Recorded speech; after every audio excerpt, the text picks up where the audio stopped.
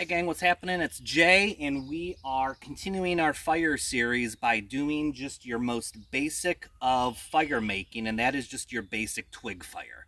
The basic twig fire doesn't really take a whole lot, but there's a few key ingredients with that. One of the first ones is your tinder. So here we have a pencil lead thickness branches, all right? So your basic small tiny twigs. This is what we start with. Once we have that going, then we go to your pencil thickness, which as you can see here, then we add our pencil thickness size on top of that. And then on top of that, we add some thumb size pieces to go on top for our fuel. And then finally, we add wrist size pieces on top of that. So that way now with that, we're able to maintain our fire, right? But we also need some sort of an ignition source. And for this, I'm just doing your basic petroleum cotton balls or cotton pads, and then a ferro rod. So it's super, super basic there. So the way that I normally like to start it is I like to make some sort of a base here down on the bottom for setting everything on. So for doing that, you can use a rock, you can use some old charcoal, you can use a piece of tree bark, you can use, I'm trying to think of what we can even use here. You can use a couple of sticks together if you want to. So here, let's start off with this. We're gonna start off with 2 wrist size pieces of wood, okay? On top of that, we're gonna go ahead and add our petroleum cotton. To break it up a little bit to get it a little fuzzy, so it catches a spark a little bit better. So we can do that. It's up to you just how much of it you want to add. Now once we get this lit, you're going to want to go ahead and have all of this ready for you for being able to add on top of it here. And we're going to add it in stages as we go along. So it's important to have all that prep work done ahead of time and at your disposal for doing this. So we're going to go ahead and take our ferro rod with our striker on it. Go ahead and hold that up to your cotton balls. Light it.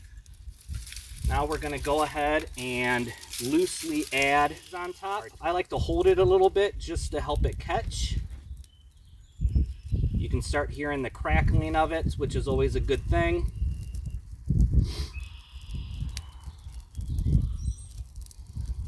You don't want to snuff it out right away just by dropping it on top, because then you get rid of all the oxygen. It does nobody any good.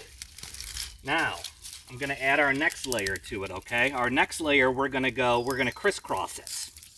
You can see how the pencil lead stuff is catched. So we're going to add our pencil thickness size. So we're just going to lightly put that over top by crisscrossing it. We're going to crisscross another layer of those.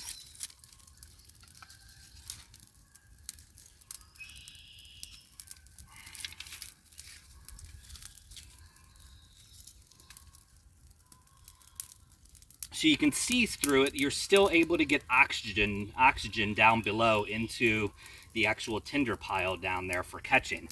So we have a nice hot flame there. Now we're going to get into our fuel. This is our thumb size stuff. Now this stuff here, you don't need to drop all of this on at once, but we're just going to loosely add it to the top here. Right? Right now we have a breeze coming through from the right going to the left, so that's why, you know, everything's feeding that way. So instead of stacking wood over here that's not going to catch, I'm going to kind of lean it this way so that it catches this way. So we have that going, and then last but not least, we'll add a few pieces of our wrist size stuff for the bulk of our fuel there. And we're good to go. Now, some important considerations to have here. Number one, you know, keep your wood source handy so that you don't have to constantly go into the woods looking for wood, but also make sure that you have water available for being able to put it out in a camp setting. So remember, this is a comfortable base camp setting where fires are allowed. You can use it for cooking, for boiling water, for warmth, for safety, all the above reasons, right? So we have water, we have extra wood, everything is prepped so that we can stay here in camp and maintain it. So gang, that's really it. That is how easy it is to make your basic twig fire.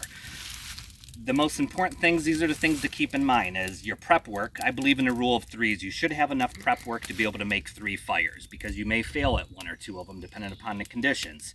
So you have your prep work done, have your extra wood, your extra fuel available so that you don't have to wander off into the woods. Have water available so that you have a means of putting it out.